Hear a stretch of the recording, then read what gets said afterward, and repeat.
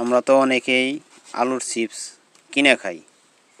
সেই চিপস কিভাবে তৈরি করা হয় আপনি কখনো ভেবেছেন বা দেখেছেন?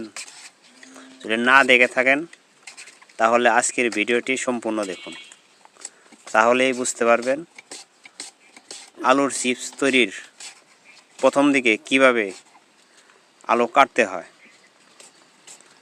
এটা মনে করেন ছোটোখাটো একটা চিপসের কারখানা।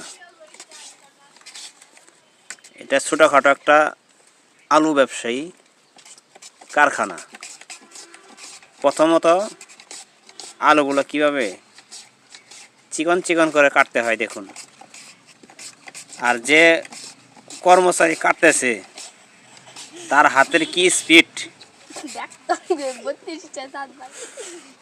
দেখতে পাচ্ছেন। বিদ্যুতের গতিতে আলু কাটতেছে, তারা খুব স্মার্ট হয়ে গেছে কাটতে কাটতে।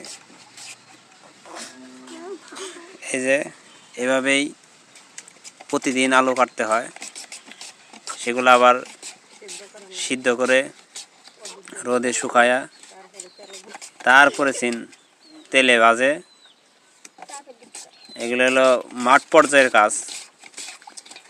আর চিপসের কোম্পানি যেগুলা, তারাও মেশিনে কাটে, তারা প্যাকেটিং করে। কিন্তু গ্রাম অঞ্চলে যে আলুর চিপসগুলো পাওয়া যায় সেগুলো কোনো প্যাকেটিং হয় না, খোলা বাজারেই বিক্রি হয়। বিভিন্ন হাটে গেলেই দেখতে পাবেন। কিন্তু এই আলু ভাজিটা সব এলাকায় পাবেন না। শুধুমাত্র যেসব এলাকায় আলু চাষ হয় বেশি, সেখানেই আলু চিপসটা উৎপাদন করে বেশি, কাটে বেশি, বাজারে বিক্রি হয়। অন্য অন্য এলাকায়, জেলা শহরে তারা চিনে না, তারা প্যাকেটজাত আলুর চিপস খায় কিনে।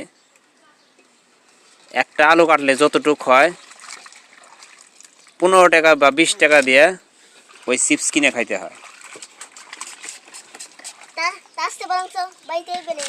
হ্যাঁ, বাড়িতে এভাবে কাটার পরে ভাজবেন।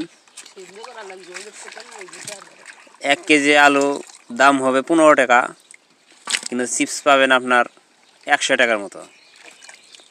পরিশ্রম করতে হয় অনেক, তারপরে টেস্ট পাওয়া যায়।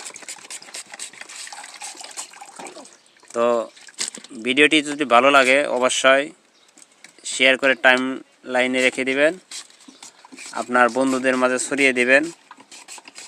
তাদের যদি কোনো সময় মনে হয় ভিডিও দেখে যেন আলু কাটতে পারে, আলু চিপস বানিয়ে বাড়িতেই খেতে পারে, সেই সুযোগ করে দেবেন। সবাই ভালো থাকবেন, সুস্থ থাকুন, নিরাপদে থাকুন।